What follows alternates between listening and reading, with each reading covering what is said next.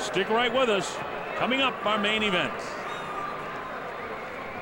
Well, Dave, an interesting night of boxing. This one a little controversial ending, but in reality, I think Matsuda gets a technical knockout victory at the end of 8 rounds, and that's the way it should be. So the proper situation was made there. Jorge Linares in an 8th round KO victory over Gamaliel.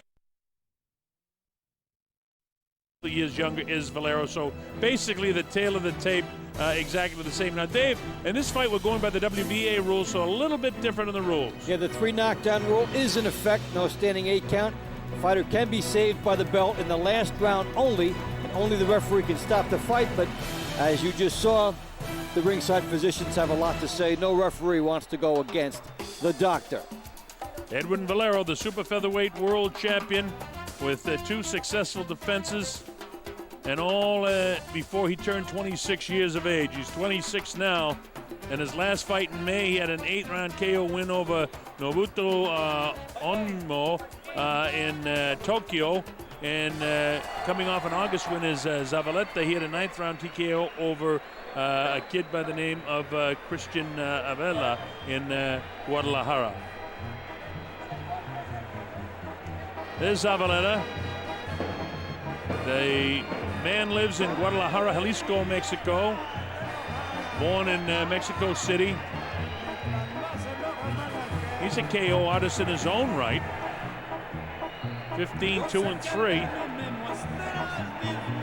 And for him, he would love to get this out into the deep rounds against a guy who's been knocking everybody out early. He's fought down at this level before in terms of his weight, and he got a victory. This guy that's coming down in weight, who was fought a little heavier than this, but when he came down to 130, he scored a 7th round knockout victory. Maybe this weight class will be comfortable for him.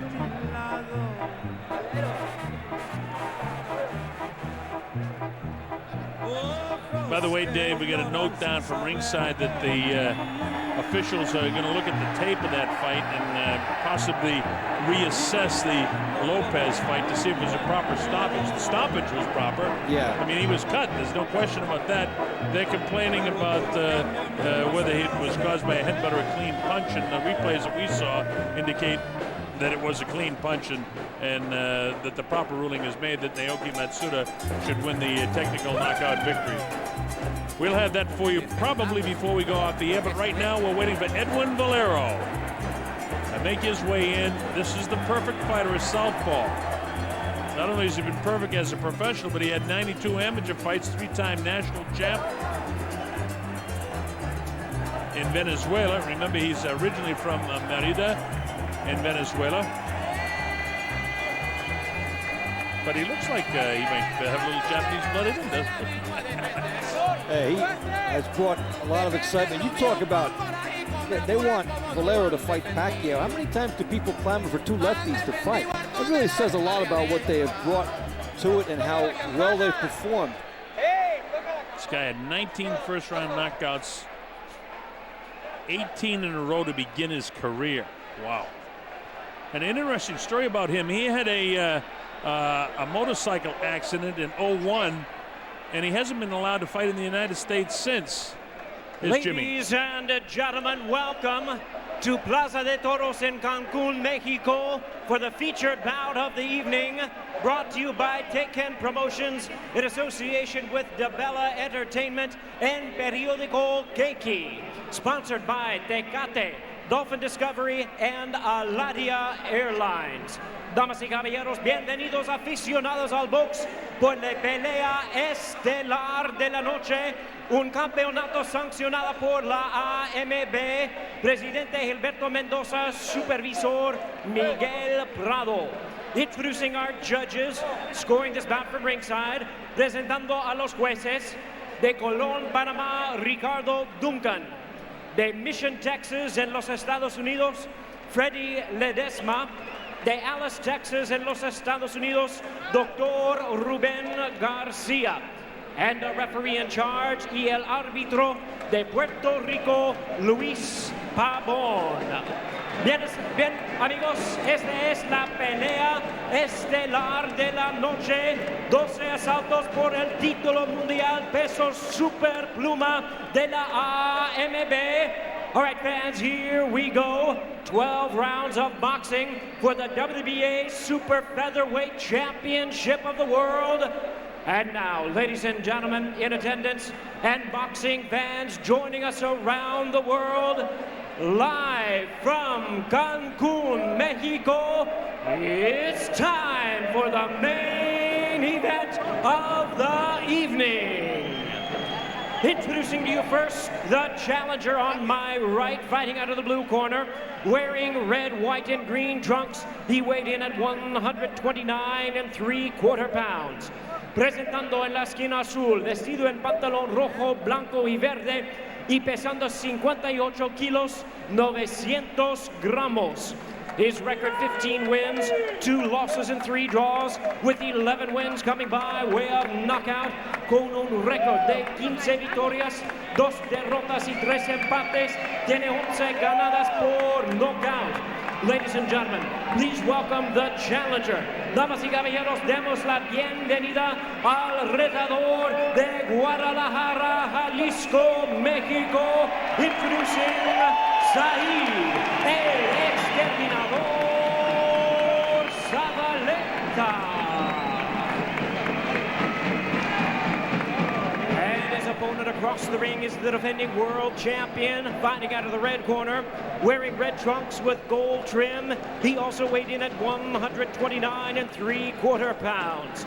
Su oponente, el campeón en la esquina roja, con pantalón rojo, pesando 58 kilos, 900 gramos. His outstanding record stands at 22 wins, no losses, with all 22 wins coming by way of knockout. Tiene un sobresaliente récord de 22 victorias sin derrota, con todo de ellos por knockout. Fighting out of Tokyo, Japan, by way of Bolero Alto, Mérida, Venezuela. Here is the hard-hitting, undefeated WBA Super Featherweight Champion of the World, presentando al sensacional e invicto campeón mundial peso superpluma de la AMB, introducing Edwin Caminari Valero. So referee Luis Pabon from Puerto Rico calls the combatants into the center of the ring. Ok, jóvenes, ya yo le di las instrucciones en el camerino. Vamos a hacer una pelea limpia. El pantalón está alto. Aquí es bueno. Ok, suerte, que Dios lo bendiga. So Dave, for Zavaleta, he's got to try to drag this guy into deep water somehow. That's his best shot at winning this fight against a guy that's got 22 knockouts in 22 fights and a whole bunch of them in the first round. And that will be his way to try to do it. That's a $1 million question to a lot of guys. It's always a problem when they fought Mike Tyson. Get through those first 2 rounds somehow. Give yourself a chance. We'll see what he can do. So Valero in the red and gold and in the white trunks with the red and green trim is Zavaleta. Here we go. Skipping forward. To the right of your screen is the southpaw. Jabbing with his right hand is Edwin Valero. Very powerful puncher. He can be wild. Mentioned that he was banned from fighting in the United States because of a head injury that occurred outside the ring. He went to fight in New York a few years ago, and they said, no, he can't fight. That caused him to be banned in all of the United States. But he's had several fights since then, and he's had no problems. And he said that the bleed was never on his brain. It was just under the scalp, and that's it. And he can prove that, so they're going to try and get him eligible to fight in the United States. But right now, he's got to defeat Zaid Zavaleta. And you see how awkward Valero is, but he's got tons of power. Zavaleta will be trying to score with the right-hand lead against this hard-punching lefty. Double left hook if he gets the chance. And then try to keep his lead foot outside of Valero's foot. But he's in the corner. He doesn't want to be there, and he's already got some trouble. He was kind of sitting on the ropes, and he's just loading up shots here. This isn't where Zavaleta wants to be. You got to grab him, or you got to slide down the ropes and get out of there. He's already felt the power of Valero here in the first round. This kid from Venezuela living in Tokyo doing a great job here in round 1, and he's got Zavaleta in a little bit of trouble right now. Zavaleta's heels down on the canvas, and Valero just doesn't stop throwing punches. He's swarming him. And only halfway through the first round, and already it's all Valero. It's target practice for him right now. Straight left hand that time. Don't forget the left hand is his power punch for the southpaw. Valero with his back to you, loads up the left hand again. Wild with the right hand is Zavaleta. Zavaleta doing everything he can. This is where he wants to fight this guy as best he can. And you got to hold him off with his jab. He's making a huge mistake. He's putting his head down, Dave, when he's going in. Open for a big uppercut. Well, he's trying to throw the right hand lead. He's looking to try and get positioning on the inside. We've got that righty-lefty scenario with the heads that you always worry about. This is a time for Zavaleta to survive. Look for the right hand lead. If he doesn't get it, use the ring. Well, Zavaleta got the straight right hand down the middle that time, but it didn't really catch Valero. Valero to the left of your screen gets caught that time with the left hand and the right hand back, but he has to pay for it because he gets nailed by a powerful left hand. And again, it is the power left hand by Valero, who's a southpaw. He throws with a lot of power with both hands. His right hook is there it was right there. Pulls him down with the forearm, clips him back. That bone has got to get in quick and get out because he doesn't want to get nailed either. There's the power of Valero on top of Zavaleta all the time. Zavaleta not doing much at all here in the first round, doing the best he can to hold this guy off and survive some rounds to hopefully, in his mind, wear down Valero and get him into the deep water. Water that he hasn't experienced. That time he said, and down he goes. He'll take the standing 8 count. It wasn't a big shot, but he caught him off balance and nailed him. I think it was a left hook there. In his case, the left-hand power shot. As he's a southpaw, the bell ends, and at the closing seconds of the first round, Zavaleta goes down. So that's a big first round for Valero. Zavaleta gets through, but at a big price. And when you're going in against an offensive machine, it's so much easier said than done about trying to get through the round and survive. Across the way.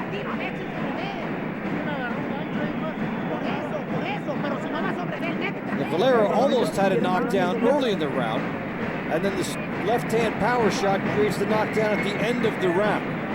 But look at where it lands, folks, the left hand. Right on the forehead, and down he goes. Earlier in the round, he almost had a knockdown. It looked like he expected Zavaleta to go down, so he stepped back, and Zavaleta was able to stay up. Coming up to round number 2, scheduled for 12. And Edwin Valero, who doesn't go to the second round very often in his career, is into the second round now. Valero in his last fight, by the way, against Nobuto Onmo, it did go 8 rounds. And then he had a first-round knockout victory over Michael Losada in his other fight this year, which was back in January of 2007. And, of course, he won the title by going 10 rounds against Vicente Mosquera in Panama City. So this guy can go rounds if he has to, but it doesn't look like he's going to have to go too many rounds in this fight against Zavaleta because nothing's working for Zavaleta. Zavaleta is smothering now and just trying to outlast Valero and get himself caught up. Nothing he does defensively, Dave, is working. Look at this, 3 left hands in a row. And Valero's just kind of swarming Zavaleta, even though Zavaleta's trying to be on the assault. Zavaleta's getting warned about smothering, holding, and hitting and everything, but for him, points are irrelevant. He has to survive. He's not going to win this fight on a decision. He has to try to get through some rounds here, whatever it takes. If they take a point, whatever. He's trying to smother. He's trying to work the clock here until he finds something that will work. The right hand lead would be good, but he's a little bit gun-shy now. Now look at this. He's getting hit every place. And he could be dazed a little bit, not totally recovered because the knockdown, although it wasn't a big knockdown, it was at the tail end of round number 1, and maybe he's not totally recovered from that. He's doing the best he can, Dave, trying to swarm him, but he's got to survive some rounds here. He's taking some real good headshots by Valero. Valero's awkward, Dave, is a southpaw. He's very tough to fight, and he's got considerable power, and he's loaded with confidence, and he's in great condition. He lives to fight. When you get a guy pouring at you with big power, your reaction time is not quite there. The doubt is there. But for Zavaleta, he's got to get close enough to at least tie up and just stretch out the fight a little bit. If the right hand lead is there, throw it. That's his weapon. That's his opportunity against a guy who's a whirlwind machine here. Of course, Manny Pacquiao is the premier junior lightweight, but this guy, Valero and Pacquiao, are headed for a clash, I believe. And the interesting thing is, talking about it earlier, two power-punching lefties. They want to match these guys up, but it would be a great fight. This is another version of Pacquiao here, Valero. Same style, same buzzsaw mentality. A little bit more awkward than Manny Pacquiao, though, which will make the fight even that much more interesting. You don't want exact carbon copies, but guys who fight the same way. Zavaleta just trying to survive the second round with 12 seconds to go here. Hasn't been able to do much offensively, get hit with two pretty good left hands. And he's measured him now with the left hand. Look at his head getting rocked. And referee almost, I don't know whether he's anticipating the end of the round because they have lights here in the corners to indicate the last 10 seconds of the round, or he was almost getting ready to stop that fight. But that's a big round again for Valero. Zavaleta down at the end of the first round and beaten up here in the second round. Valero catching Zavaleta on the way in. Scores with some big shots. He's smart enough to go to the body. Clubbing work here. He just keeps the spinning, the activity, will not allow himself to get tied up. That's one thing that's very good about the way he fights. You know, when you're a guy coming forward, you don't let yourself get tied up, and he did not. Veteran referee Luis Pabon from Puerto Rico jumps in there as quick as he can, anticipating once you saw that red light go on. And it's kind of academic the way it looks to me right now. And while there's a good buzz in the crowd, people are just anticipating Valero's knockout of Zavaleta. And Zavaleta lives here in Mexico, but they know that he's overmatched against Valero. But then again, everybody that's faced him has been sort of overmatched. I don't know, what do you do if you're Zavaleta? Hit him with a low blow, do something to change the course, because nothing he's doing is working. You can't hold him off. Well, the first element, survival. You throw something, but even the low blows aren't going to work. He's backing up all the time. What he started to do at the beginning of round two would have been smart, but Valero will not allow himself to get tied up. He's always moving, so you try to put your arms around him, and he's not there. The guy's just too good. He's on a different level. If Valero lands many more clean head blows, the referee, Pabon, has a cause to stop this fight, because it's clear to me that Zavaleta just can't hang in here with this champion. This champion is too good, and he's hit him with a lot of head blows already. And as soon as Zavaleta indicates to the ref that he can't defend himself, this fight's going to be stopped. Minute 56, 54, 53 seconds to go. There's another big shot, and that's it. The fight's all over. And it's a good stoppage. He clipped him with a big right hand. It's a good stoppage because this kid Zavaleta was going to get ever so many more shots to the head. I mean, this kid, Edwin Valero, looks unstoppable in this division, but Manny Pacquiao might have something to say about that. And that's why we so want to see that fight and watch those two styles come together. The guy is a buzzsaw, and what separates the good offensive fighters who don't get hit a lot from those who are good offensive fighters who do is the movement. He moves subtly on the angles. He did the turn, he did the twist, everything. He avoided getting hit. Notice how he slips the right hand there, then lands a huge right hook, and that's enough. You know, good stoppage indeed. That would have been a nightmare for Zavaleta, who would have just been too tough for his own good. Look at where his left hand is, Dave, when Luis Pabon comes in there. Look where the left hand is. Another big right hand shot. This guy, in spite of the fact he's a southpaw, he's got considerable power with his, in his case, a right hook. And Pabon did exactly the right thing. So, to me, at the end of that second round, Pabon was thinking of stopping the fight. Then I'm glad he let it go. It is for a world title. Give Zaid Zavaleta every shot, but not this night.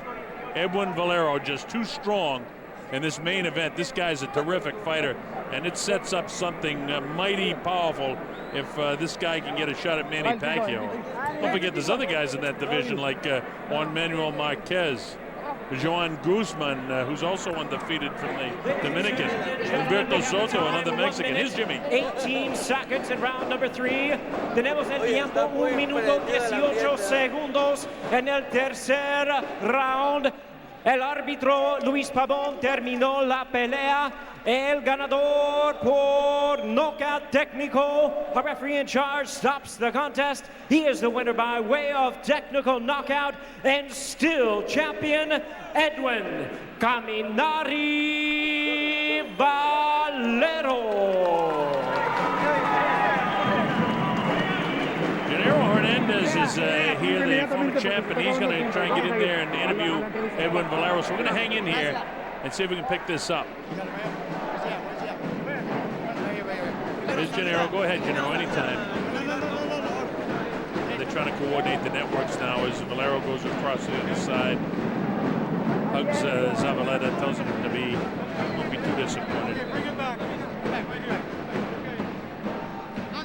Randolph trying to get him back in there, the Greek. Come on, Gennaro, grab him.